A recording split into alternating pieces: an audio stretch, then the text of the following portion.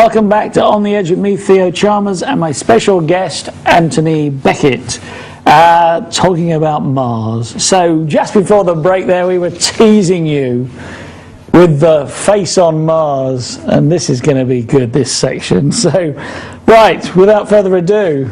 Yeah, so while the Viking Orbiter 1 was looking for somewhere for Orbiter 2 to land, Lander 2 to land, it took some imaging of Cydonia, which was a proposed region for Lander 2 to land, and it was it was interesting because it showed what looked like a human face on a hill, a hill that looked like a human face staring up at the camera. Although it looked more like one of the characters from Planet of the Apes, actually. Yeah, yeah, man. And they actually said themselves, didn't they? NASA said themselves that NASA it was. They said it looked like a. They said it looked like a face, this hill, but they said it's amazing what tricks of light and shadow can do. It's just, and when we came back, it went away. Okay, so well they called it the face on Mars, basically, at the press conference for I think it was July 1976. Okay, so let's look at 22 then. Image 22. Yeah, I think this particular image is actually not from Viking, but from a later mission. But it gives you the context of the region. So you see towards the central right, you have what looks like a small little. It's lined up so the face is upright. That's why the photograph is at a funny angle. Yeah, we've rotated it so the face is actually vertical. The right way up. And one thing to mention, because the reason this looks like a face from this angle is because the sunlight light is coming from the north. Well, I think it's the north, from the top, sorry, I should say. So it's lit from the top, on top left in this case. Had the sun been lit from had it been lit from the bottom under what would be the chin of the face, then it would look less like a face. It's had to be said that it's quite dependent on sun angle, and the first Viking photograph looked very similar to this one. The second one was taken using a different light. The light was coming from the south, I think, from underneath, and it didn't really look much like a face. But this is basically one of the key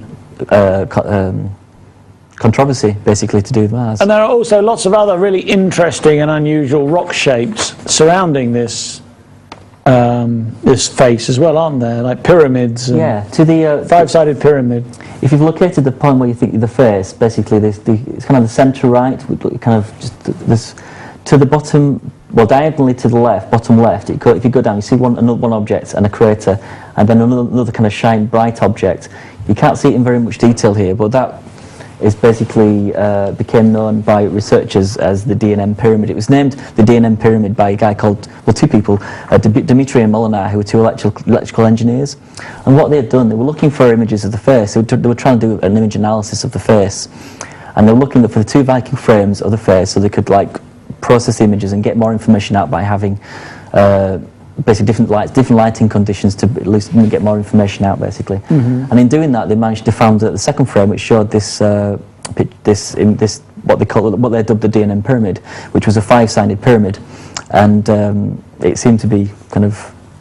Well, we've got a photograph of that coming up, I think. Yeah, well, let's go back to the face briefly. First. I can't remember what 23 is. Is that? Well, actually, the 23 is basically after 1976.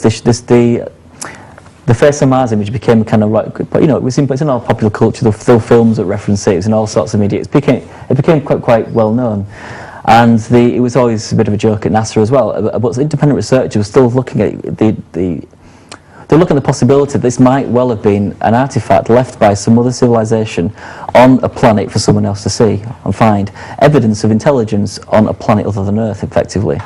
Now, it could well be that it was just a hill, just happens to look like a rock. It's quite coincidental if it was, but if it was just like a natural landform, it's still kind of warranted further investigation, because here we have evidence, potential evidence of artificial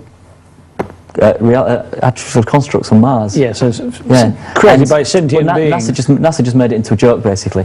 So NASA then released this image. Yeah, I think this is from the 1990s. I forget. Which they've heavily changed, haven't they? Yeah, they had the press. I think they went back in the 90s and they took this image, and as soon as they showed this to the press, it became laughing stock, because it just looks nothing like a face. One. It's lit from under the chin, as it were, for the other things, so it looks kind of odd. But the main problem with this is that it's been over-processed. The image has been processed so much that you can't see any detail on height in it. You can't quite see that on this particular image, because it's kind of on our monitor it's cut off at the bottom. But Because there was a crater, wasn't yeah, there's a crater. But the thing is, because of the over-processing by NASA to make this look a bit weird, the crater doesn't even look like a crater. It's just like a weird kind of flat circle Like shape. a disc. Yeah. Whereas if we go to image 24, Yeah, then we get to 2001 with the Mars Odyssey spacecraft. So 2001, the Mars Odyssey mission. And it takes the first high-resolution images of the face of the Cydonia region, which includes the face of Mars, the DNM Pyramid, and other parts of Cydonia. Now, this particular image, basically, when people looked at this, they thought, oh, it doesn't really look that much like a face anymore, which it kind of doesn't, because you've seen a lot more detail of rocks and boulders and stuff, and it looks a little bit less like a face. But it's still fascinating from one perspective because of the symmetry. Well, one thing, it still has reasonable symmetry. And you've got the surface area around the tops and the bottoms. It's just remarkably, geologically, very, very interesting. So again, it's another really interesting hill. But it still looks a little bit like a face. well, it looks a lot like a face. And I think sometimes when images are a bit unclear, if you squint at them, it looks more like a face. And as you say, the symmetry, it looks like almost like an Arab headdress that the person is wearing. Well, people refer to it as looking quite Egyptian. Other researchers have done what they've done is taken this image and look at the left and right hand side separately. And what they've seen is that the right hand side, if you cover the left up so you just see the right hand side, what you see is what looks like a feline face. More like a cat's face, yeah. And on the left hand side you see what is like a human face. So what that would imply, if you look for a terrestrial analogy of a cat and a human, is a sphinx. A sphinx. Hence the Egyptian connection to the face of Mars. The first photographs were low resolution, it looked like a face. The second photographs, the high resolution photographs, should say, showed that we've not proven yet that it's still is artificial, but we've seen some very remarkable things in the geology to warrant further investigation. But we've also not proven that it's not artificial either. We haven't shown that yet.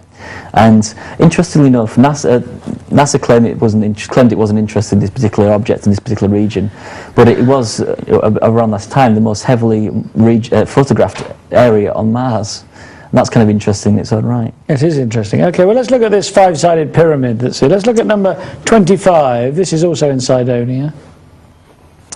Yeah, so this is what the DNM pyramid. This is kind of not really. It's orientated as it's shown in an actual image, so you might not make it out too well. It's not a pyramid as we know as Egyptian pyramids. Which are four-sided. It's five-sided for one, but also it's not like a tall pyramid. If there's any terrestrial analogy, it's more like a land earthworks where you've got a really shallow peak but really broad. So it's about 1.5 miles across or something like that, but it's actually quite shallow. So rather than it being like a Mayan pyramid or an Egyptian pyramid, if anybody has made if anybody made this as a construction, they've made it more like an earthworks you'd get in, like, say, south of England, like a barrow or something. Like a barrow or something like that. Interestingly enough, if you show the next image, what I've done is rotate it round so you can see it as image 26. with its symmetry. And I've put some examples of what that symmetry kind of looks like. So you can see now it looks like a 5-pointed star. And you can also see from the graphics I've shown here, on the left graphic shows you a pentagon. So the middle graphic shows a pentagon. It shows that the bottom half of the pyramid is showing pentagonal symmetry, and the top half of the DNM pyramid is showing hexagonal symmetry, which is kind of fascinating because if this is a naturally occurring rock formation, that in itself is fascinating. For that to occur by natural processes is very, very interesting, which is why it leads some people to believe that it's actually artificial. And what's the thing on the right? The thing on the right actually shows what's called the golden spiral, which is basically the golden mean, is it? Yeah, it's basically a spiral. I don't know the details of the maths. I can't remember the maths off the top of my head. But what you see, it's like fractal, is it? Something like that, basically. Yeah. But what you see on this particular on that graph is that it's been matched up to certain positions on the DNM pyramid. I put that one on there simply for the fact that the Giza plateau in Egypt, where you have the three main pyramids and the Sphinx, you have the same relationship where you have the Giza pyramids in Egypt line up using that particular golden section with the Sphinx. So there's a terrestrial link. Yeah, there's a terrestrial version of that in a sense, which is kind of interesting.